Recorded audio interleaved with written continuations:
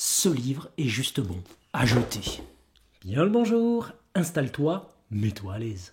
Je viens tout juste de finir ce livre, plus rien ne pourra me blesser de David Goggins et j'ai eu envie d'en parler. Et puis comme j'avais lancé initialement ma chaîne avec l'idée de partager mes lectures, je me suis dit que ce serait sympa de faire un petit retour aux sources. Alors qu'est-ce qu'il nous veut ce bon vieux David Goggins ? Au final, c'est une autobiographie tordue pour en faire un livre de développement personnel.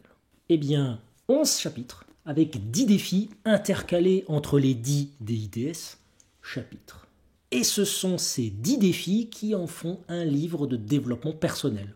Sinon, c'est juste une autobiographie. Ce livre, c'est également une peinture de l'Amérique. Et oui, Goggins est un Navy SEAL, un Ranger, un patriote. Et son histoire, elle pue l'American Dream. Et depuis que je suis petit, je rêve du rêve américain. Alors je vous la fais simple. Goggins n'a rien pour lui. Alors ça vous aura sans doute pas échappé, Goggins est noir. Aux États-Unis. Et dans sa jeunesse, c'est la période Ku Klux Klan. Autant dire qu'il n'est pas très avantagé. C'est le moins qu'on puisse dire. Il est pauvre, son travail l'expose à des produits nocifs. Il est dératiseur et il fait la chasse aux cafards dans des fast-foods. Obèse, comme on imagine tout Américain, pesant jusqu'à 140 kilos. M'a dit obèse. Et quand je vous dis qu'il n'a rien pour lui, il bégayait, c'était le cancre de son école. Il était victime de violences infantiles avec un père louche qui exploitait sa famille. Il a vécu les pires traumatismes qu'on puisse imaginer, avec un gosse qui passe sous les roues de son bus scolaire. Il a de graves problèmes de santé, il doit se faire opérer 2 fois du cœur. Eh bien, malgré ça, il finira meilleur orateur de la Navy.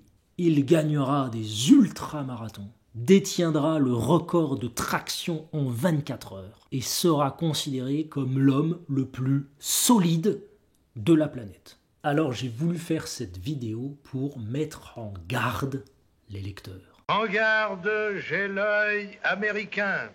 Alors je vais dire ce que je pense du livre, ce sera sans doute très unpopular opinion au vu de son aura.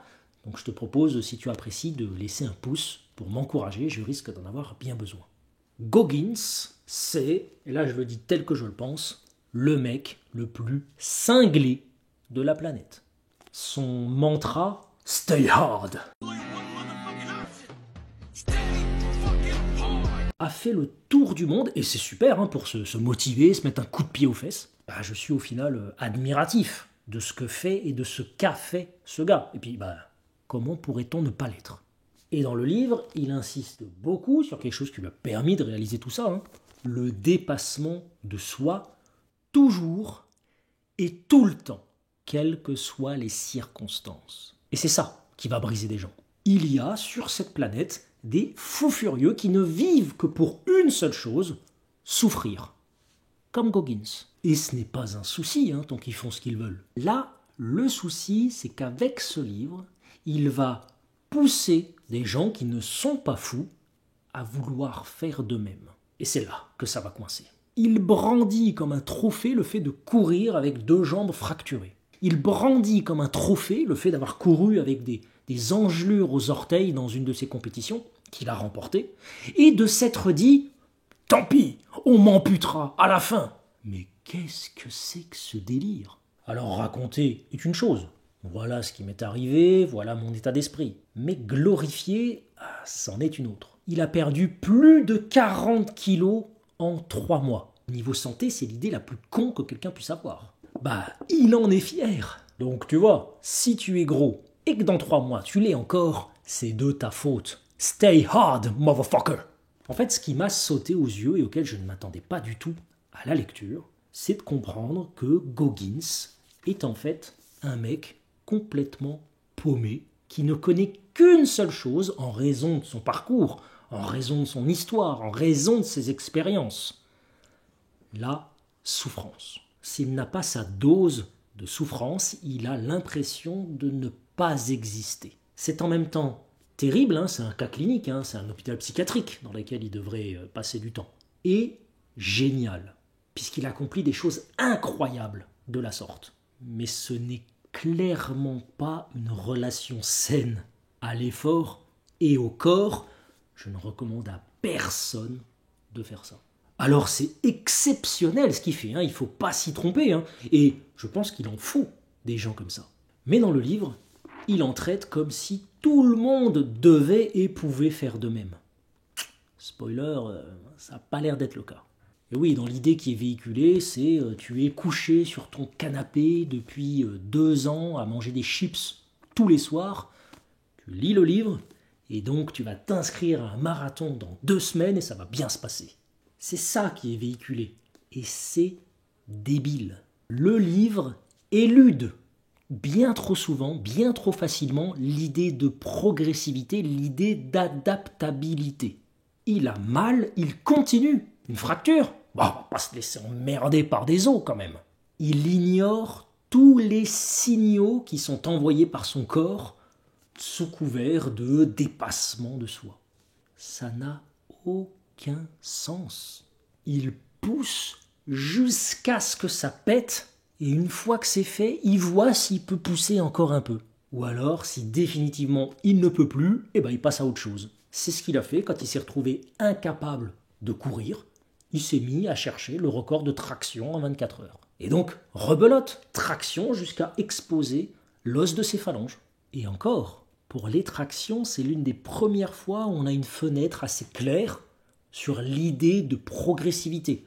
Il nous dit « ça ne serait pas facile, mais j'estimais que c'était faisable compte tenu de mon entraînement.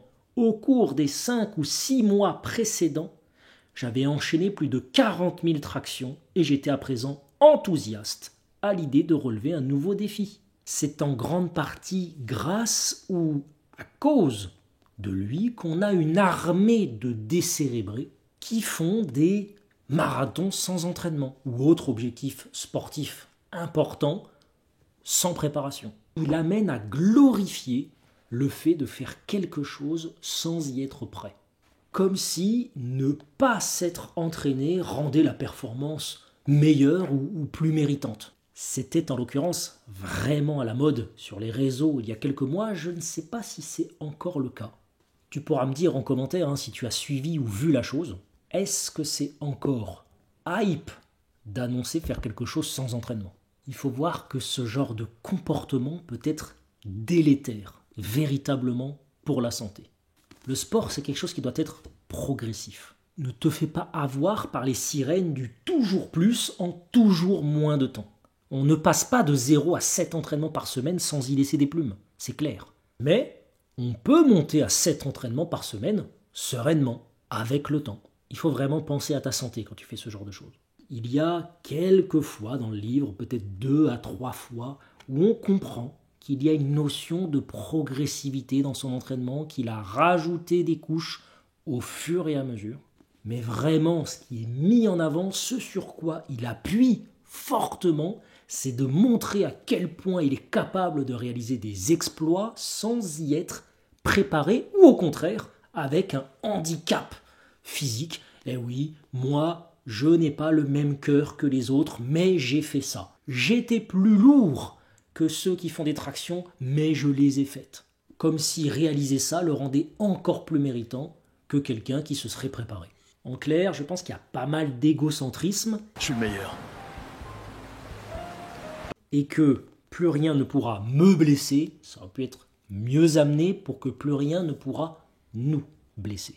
Au final, j'ai apprécié lire ce livre malgré plein de choses. Les insultes, enfoiré, et tournure de phrases un petit peu limite, malgré ce côté rêve américain qui transpire vraiment du livre, très égo-trip, un vrai self-made man. Je me suis fait tout seul, j'ai réussi.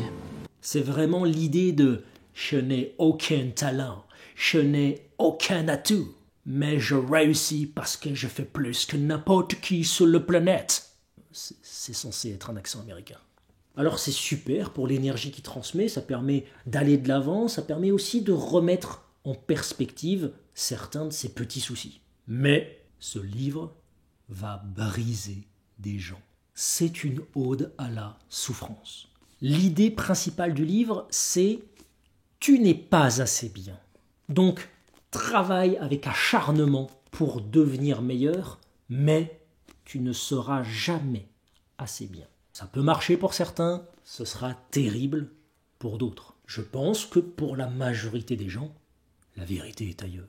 Qu'elle est plus nuancée, qu'il faut avoir ce désir d'amélioration, sinon on végète, mais qu'il faut aussi être en harmonie avec soi-même. Tes actions doivent être le reflet de ton identité, mais tes actions ne doivent pas être ton identité. Donc non, tu n'es pas simplement une merde, comme il peut avoir envie de le dire, notamment quand il se rend compte de ses difficultés à l'école et qu'il dit « Vous n'avez jamais pris l'école au sérieux, alors dites « Je suis stupide ». Oui, tu peux faire mieux, tu pourras toujours faire mieux, mais le temps n'étant pas infini, alloue tes ressources à ce qui en vaut la peine et à ce qui te tient à cœur. L'une des idées principales que moi j'en retiens, ne te compare pas aux autres et fais du mieux que tu peux. Mais, et c'est là où je diverge du livre, pour lui, ce ne sera jamais assez.